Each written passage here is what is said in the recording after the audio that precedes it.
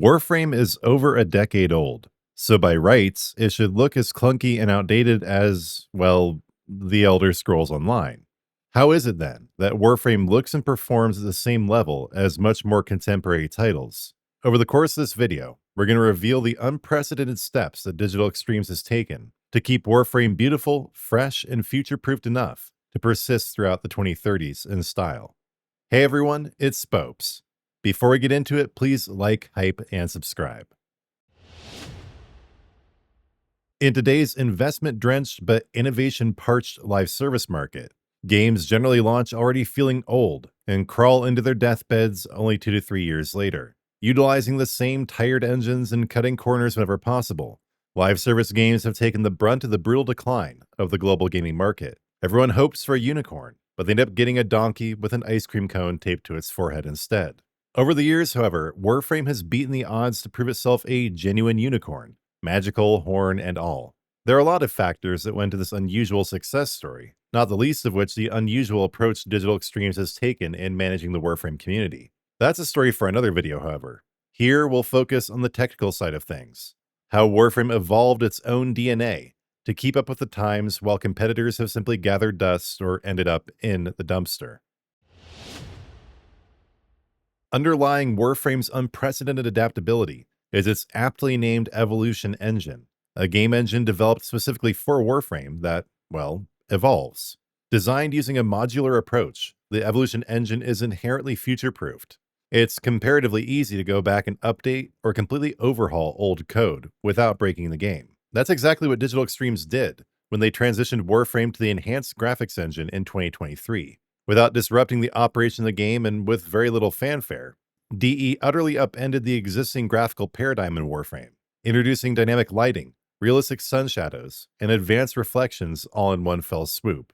Well, that's just a figure of speech. The enhanced graphics engine actually rolled out gradually over a series of public betas, carefully ensuring that Warframe itself wouldn't suffer from the evolution of the Evolution engine. This degree of attention to detail may be abnormal in the gaming industry at large, but it's surprisingly the norm for Digital Extremes. And now we come to Soulframe. The fact that Digital Extremes is hard at work on a new title naturally gives veterans of the gaming industry the heebie-jeebies. We all saw how Marathon cannibalized Destiny 2, for instance. We bore witness to the way Project Blackbird siphoned resources and developers away from the Elder Scrolls Online for 7 years, all but spelling the doom of a once popular MMO. An exactly opposite situation is emerging with Soulframe, however.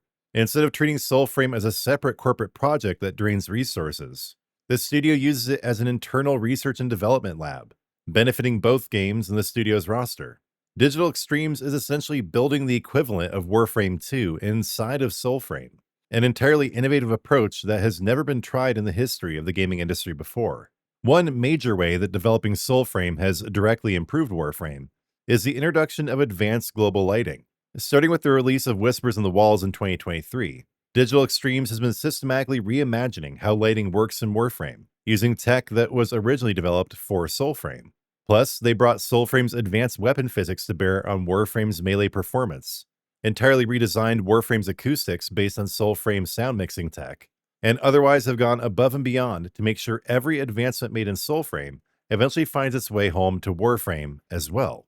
This usage of Soulframe tech to improve Warframe shows that Digital Extremes has no intention to replace Warframe or leave it behind. On the contrary, the messaging is clear. Warframe is here to stay.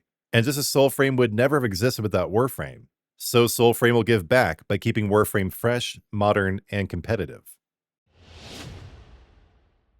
No matter how shiny and optimized Soulframe's development can make it, Warframe would still feel old if its gameplay became stagnant. And to be fair, some would say it has.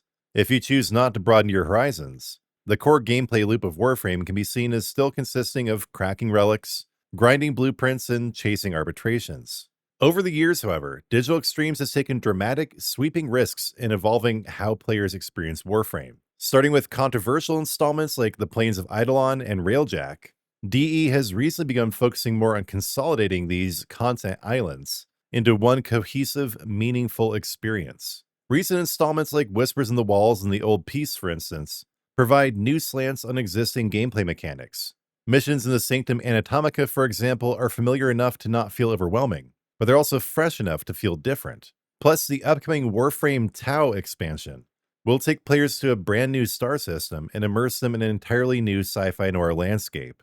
Over the past few years, Warframe has taken players from the Lovecraftian eldritch miasma of the Necrolisk to the nostalgic and kitschy world of Warframe 1999, and then deposited them in the French Gothic milieu of the Old Peace. Warframe has never been afraid to take risks, but recently, they've shown that these risks can be targeted and sensible, not just eye-catching and over the top. Overall, this synergistic approach helps ensure that Warframe will remain fresh and interesting even for the longest-term players, while also becoming more accessible and approachable for new and returning Tenno. Even if a game is beautiful and engaging, players will nonetheless tire of it and move on if its progression model feels exhausting. With the rest of the live service landscape riddled with paid battle passes and mandatory subscriptions, Warframe's free-to-play model and player-to-player premium currency market keep it feeling rewarding and relevant. And while other games take valid criticism for sunsetting old content, Warframe takes a polar opposite sunrise approach. The recently introduced Incarnon Genesis system, for instance, gives old and outdated weapons new utility.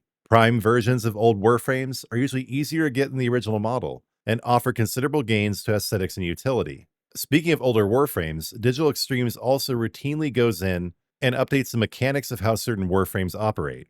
Nidus, for instance, was just given a thorough overhaul, making this fan-favorite Warframe competitive again in top-tier endgame content. Again, we'll leave Digital Extremes' unusual philosophy of radical transparency for another video. Throughout everything the studio does, however, there's a common thread that stands out: respect of their players and their time. It's from that central wellspring that all of Warframe's other successes ultimately emerge. Even with all these positive prevailing winds, the future of Warframe is far from certain. Despite its evolving modular engine and the studio's willingness to take creative risks, Warframe faces one particular challenge it will need to overcome to secure further success: helping players understand what to do. New and returning players log into Warframe only to face an overwhelming mountain of content. Despite the recent addition of tutorial features like the Teacher, player retention in Warframe remains a major issue.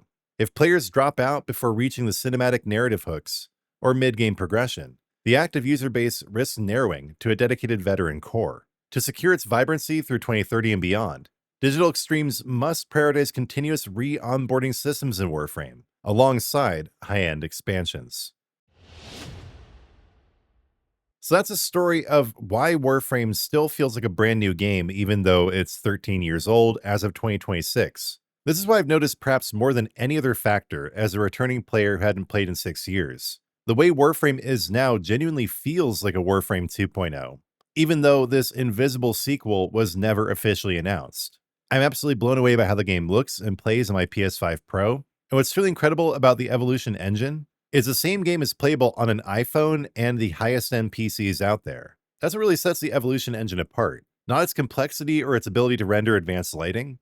Pretty much every modern engine can do that. But to be able to fluidly port the same game from mobile to Nintendo Switch to console to PC, that shows a degree of universal adaptability that, as far as I'm aware, is completely unprecedented in the gaming industry. So in the end, Warframe has a lot going for it. That's not to say it doesn't have its problems, it certainly does. But with many games these days, it seems like they have basically nothing but problems, or just small caveats that moderately justify their viability. Like this game, for instance, has a great story, even though its engine is terrible. This other game has great social features, even though its combat is threadbare. But if it's true that Warframe's only real major headwind right now is simply helping people understand what to do with the game, that is pretty easy to overcome, making it highly likely that Warframe will survive and thrive for the next decade at least. In the comments, let us all know why you think Warframe doesn't feel old, even though it's a 2013 game. Let us know if you agree with that sentiment. Let us know if you feel like the efforts Digital Extremes has taken to modernize Warframe have been effective, and also provide your input on how much of a detractor onboarding still is in the game. We want to hear your thoughts on how Warframe feels to play today. Please do not hold back in the comments. And before you go, I'd really appreciate it if you support the channel by liking, hyping, and subscribing.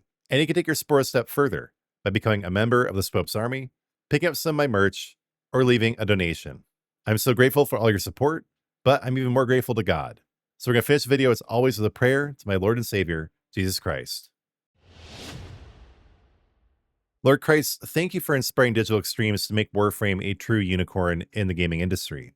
Please bless the team at Digital Extremes, please bless the Warframe community, and please bless the game. And Lord, I thank you for my channel and the ability to make this video today. Lord, please do bless my channel and bless everyone watching the video. Lord Christ, I give you all glory for this video and for my channel overall. Lord, in your mercy, hear our prayer. That's going to do it for the video. Thanks so much for watching until the end. Before you go, please do like, hype, comment, and subscribe. And when you do subscribe, turn on notifications, because I'll be back soon with new content.